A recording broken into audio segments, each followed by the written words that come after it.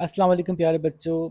आज हमारा space sciences का दूसरा लेसन है और आज हम बात करेंगे बहुत ही इम्पोर्टेंट इस बात पे कि ये सारे सितारे, ये सारे स्टार्स, ये सारे प्लैनेट्स, ये सारे मून्स, ये सब जो भी ऑब्जेक्ट्स हम स्पेस में देख रहे हैं, पढ़ रहे हैं, ये आए कहाँ से?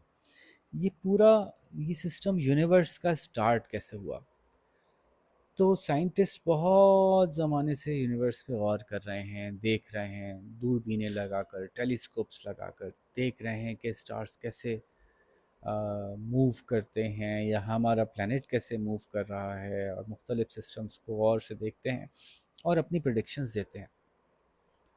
आज से तकरीबन कुछ 80 साल 90 साल पहले एक साइंटिस्ट ने देखा, ऑब्ज़र्व किया कि थोड़ा थोड़ा बहुत सालों में जाकर थोड़ा थोड़ा गौर किया तो अ, जो एस्ट्रोनॉमिकल ऑब्जेक्ट्स हैं जैसे कि स्टार्स हैं, वो एक्सपैंड हो रहे हैं, यानी हमसे दूर हट रहे हैं।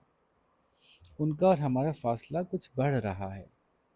इस पर उन्होंने खूब सारी रिसर्च की, बहुत ऑब्जर्वेशंस की, दुनिया भर में उसकी ऑब्जर्वेशंस हुई और फिर ये बात तय हुई कि जी ये बिल्कुल ठीक कह रहे हैं, और ये जो स्टार्स हैं या जो ऑब्जेक्ट्स हैं, ये कुछ कुछ एक दूसरे से दूर जा रहे हैं, दूर हट रहे हैं।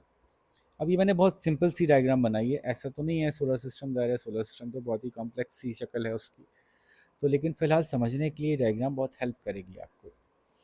कि लेट सपोज़ हमने देखा कि आज यहाँ थे ये ए और बी, फिर कल हमने देखा तो ए और बी यहाँ आ गए, फिर हमने देखा परसों तो ए और बी को हमने यहाँ पाया। तो अगर ये आज के दिन यहाँ हैं तो यस्टरडे गुजरे हुए कल हम कह सकते हैं कि ये एक दूसरे के पहले से ज़्यादा करीब होंगे। अगर ये दूर हटते जा रहे हैं, तो अगर ये दूर हट रहे हैं, आज ये एक दूसरे से थोड़ा दूर हुए हैं, तो यस्टरडे गुजरे हुए कल ये एक दूसरे के थोड़ा करीब होंगे, और उससे गुजरे हुए कल ये उससे और करीब होंगे। तो यकीनन एक दिन ऐसा भी होगा कि दोनों मिले हुए होंगे या एक दूसरे के अंदर इस हद तक जम होंगे कि ये कोई एक ही चीज़ होगी जो टूट के अलग अलग हुई होगी। तो इस बात को सपोर्ट बहुत सारी साइंटिफिक ऑब्जर्वेशंस करती हैं। जैसे कि जिन साइंटिस्ट ने ये ऑब्ज़र्व किया था कि ऑब्जेक्ट्स एक दूसरे से दूर हट रहे हैं, उनका नाम था हबल। उन्हीं के ऑनर में जो है वो, जब हमने बहुत बड़ी टेलीस्कोप बनाई तो उस टेलीस्कोप का नाम हबल टेलीस्कोप रखा था। इसी तरह से जो सोलर सिस्टम के मुख्तलिफ हीट ऑब्जर्वेशन है कि कितना गर्म है और कितना गर्म पहले था, और मुख्तलिफ लाइट्स जो सोलर सिस्टम में ऑब्ज़र्व की जाती हैं, उन सब से हम इसी नतीजे पे पहुँचे हैं कि सोलर सिस्टम ही नहीं बल्कि पूरा यूनिवर्स पहले एक दूसरे से करीब और करीब और इतना करीब था कि this all started from a single explosion of a dot. यूं कह लीजिए कि पहले कुछ नहीं था और फिर अचानक से एक धमाका हुआ, और फिर हर चीज़, इतना अनलिमिटेड पावर थी उस धमाके में, इतनी पावर थी उस धमाके में। ज़ाहिर है अनलिमिटेड का लफ्ज़ वैसे तो हम नहीं बोल सकते, साइंस में एवरीथिंग हैज़ अ लिमिट, लेकिन इतनी पावर थी उस धमाके में कि उस पावर से, उस एनर्जी से एलिमेंट्स तख्लीक होना शुरू हो गए। और यहाँ तक कि पूरा यूनिवर्स जो billions and billions of stars हैं, और फिर हर एक गैलेक्सी में बिलियंस स्टार्स हैं, और फिर billions and billions of galaxies हैं। तो इतना मैटर इस एक धमाके में, इतनी ताकत थी कि इतना मैटर क्रिएट हुआ और एक दूसरे से दूर जाता गया। इस धमाके को कहते हैं the big bang. The big bang. और जो साइंटिस्ट इस बात को सही समझते हैं वो कहते हैं, बिग बैंग थ्योरी के मानने वाले साइंटिस्ट होते हैं। ठीक है जी। तो अभी हम यही समझते हैं कि बिग बैंग कैसे हुआ होगा। तो हम मुसलमान तो बहुत सारी चीज़ें कुरान से भी सीख रहे होते हैं। तो हमें पता है कि अल्लाह ताला ने जब कायनात तख्लीक की है, और अल्लाह ताला तो हर चीज़ पे कादिर हैं, जब कुछ नहीं था और अल्लाह ताला ने ये हुक्म दिया कि हो जा, जैसे कहते हैं ना, हम कुन अल्लाह ताला कहते हैं, तो वो हो जाता है। तो हम ऐसे ही समझते हैं कि अल्लाह ताला के हुक्म पे कुन हुआ, कुन कहा अल्लाह ने, और उसके बाद एक धमाका हुआ और पूरी कायनात तख्लीक में वजूद में आ गई। ठीक है जी।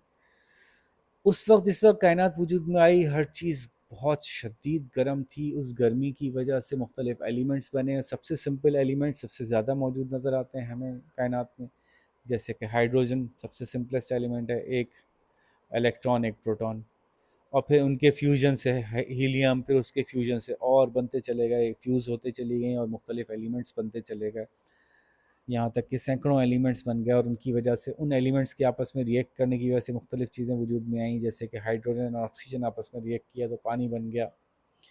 तो ये एलिमेंट्स जो हैं वो एक दूसरे के साथ कुछ साथ साथ आगे बढ़ रहे थे, कुछ अपोजिट डायरेक्शन से बढ़ रहे थे, कुछ ऐसे जा रहे थे। इनके फ्यूज़ होने से मैटर जमा होता गया रास्ते में, और मुख्तलिफ मैटर जब जमा हुए तो वो स्टार्स से बने, जिनके गिर्द बहुत सारी चीज़ें उनकी ग्रेविटी की वजह से घूम रही थी। घूमते घूमते स्टार्स खुद एक दूसरे के गिर्द घूमने लगे और गैलेक्सीज बन गई। और स्टार से गिर्द घूमने वाले ऑब्जेक्ट्स ने अपने रास्ते में आने वाली मुख्तलिफ चीज़ों से टकरा टकरा के या तो अपना शेप चेंज किया और बिल आखिरकार अपने ऑर्बिट्स बना लिए, जैसे कि अर्थ का ऑब्जेक्ट ऑर्बिट है। इसी तरह से बाज़ चीज़ें जो इन प्लैनेट से टकरा रही थी वो उन्हीं के गिर्द घूमने लगी। बाज़ औक़ात कोई चीज़ प्लैनेट से आके टकराई तो प्लैनेट में से एक टुकड़ा टूट के निकला, वो प्लैनेट के गिर्द घूमना शुरू हो गया। तो प्लैनेट की जो सैटेलाइट्स हैं, जैसे कि हमारी अर्थ का जो मून है, इसके बारे में मुख्तलिफ साइंटिस्ट की मुख्तलिफ थ्योरीज़ हैं कि ये सैटेलाइट कहाँ से आया। तो बिल्कुल सही बात है कि कुछ सैटेलाइट्स ऐसे हैं जो हवा में उड़ते हुए आ रहे थे, प्लैनेट की ग्रेविटी ने उनको ट्रैप कर लिया, वो घूमना शुरू हो गए। अच्छा, हवा तो नहीं है, स्पेस बोलना चाहिए, स्पेस में हवा तो नहीं है। और कुछ ये बात भी ठीक है कि ऐसा भी हो सकता है कि कोई ऑब्जेक्ट बहुत भारी सा उड़ता हुआ आया हो, यानी उड़ता हुआ नहीं मतलब ट्रैवल करता हुआ आया हो, वो प्लैनेट से हिट किया हो, प्लैनेट का कोई पार्ट टूट के निकल गया हो। ऐसी भी एक थ्योरी है कि असल में जो अर्थ का जो हमारा ऑर्बिट था, यहाँ पे दो ऑब्जेक्ट्स बड़े बड़े उड़ रहे थे या रिवॉल्व कर रहे थे, रोटेट कर रहे थे, उड़ नहीं रहे थे, मतलब स्पेस में मूव कर रहे थे, और ये आपस में टकराए। टकराने से इन दो की मदद से एक बड़ा बना और एक छोटा, और ये इसके गिर्द घूमना शुरू हो गया। तो इस तरह से मुख्तलिफ प्लैनेट्स के मून्स या उनकी सैटेलाइट्स बनी, और हमारी अर्थ का भी एक मून बन गया जो हमारी अर्थ के गिर्द गिर्द गोल गोल घूम रहा है। तो एक तो हमने ये सीखा कि बिग बैंग क्या होता है। इसके साथ ही मैं आपको एक चीज़ का और इजाफा करूँगा कि जैसे मैंने आपको स्टार्स बता दिए, प्लैनेट्स बता दिए, सैटेलाइट्स बता दी, एक चीज़ और होती है। और जब कभी कोई स्टार जो बहुत गर्म है, उसमें बहुत सारी हाइड्रोजन है, हाइड्रोजन है, हाइड्रोजन है, हाइड्रोजन है, हाइड्रोजन है, बहुत सारे हाइड्रोजन के एटम्स हैं, और इतने एटम्स हैं कि इतने बिलियंस ऑफ ईयर्स से स्टार्स जल रहे हैं और हाइड्रोजन ख़त्म नहीं हो रही, इतनी हाइड्रोजन है। लेकिन हर दो हाइड्रोजन मिलके एक हीलियम बन रही है, और हीलियम हाइड्रोजन से काफ़ी भारी है। हमने ये समझा कि जो ऑब्जेक्ट ज़्यादा भारी होता है उसकी ग्रेविटी ज़्यादा होती है। जैसे कि वो स्टार जिसके अंदर के बहुत सारी हाइड्रोजन हीलियम बन चुकी हो, वो स्टार उस स्टार से ज़्यादा भारी होता है जिसकी के अभी ज़्यादातर हाइड्रोजन हीलियम नहीं बनी। और जितना कोई स्टार भारी होता है, हमने ऑब्जर्व किया उसकी ग्रेविटी की पावर उतनी ज़्यादा होती है।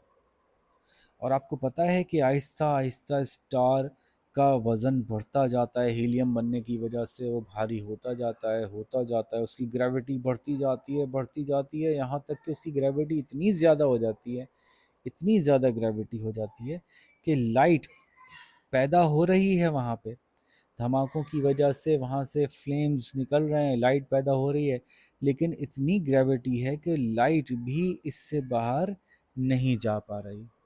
इवन किसी स्टार की जो दूर दराज था, उसकी लाइट यहाँ से चलती हुई हमारे करीब आ रही थी, या यूं देख लेते हैं कि ये रहा वो भारी वाला स्टार, और ये एक और स्टार है जिसकी लाइट निकली, और ये रहे हम। और इसकी लाइट निकली, अगर रास्ते में ये आया तो ये उसकी लाइट भी खा जाएगा।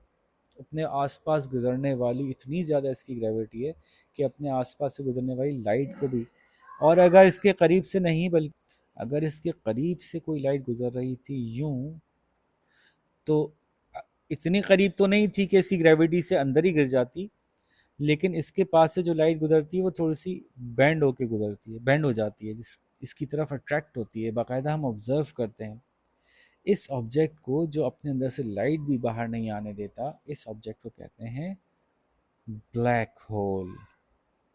ठीक है। और हर गैलेक्सी में कुछ ब्लैक होल्स हमने देखे हैं, होते हैं, हमारी गैलेक्सी में ब्लैक होल्स हैं।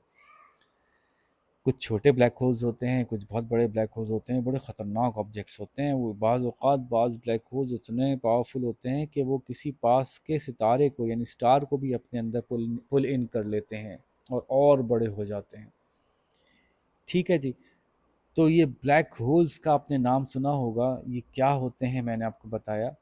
इनकी शक्ल भी मैं आपको दिखाता हूँ कैसी होती है। देखें, कुछ इस तरह का ब्लैक होल होता है।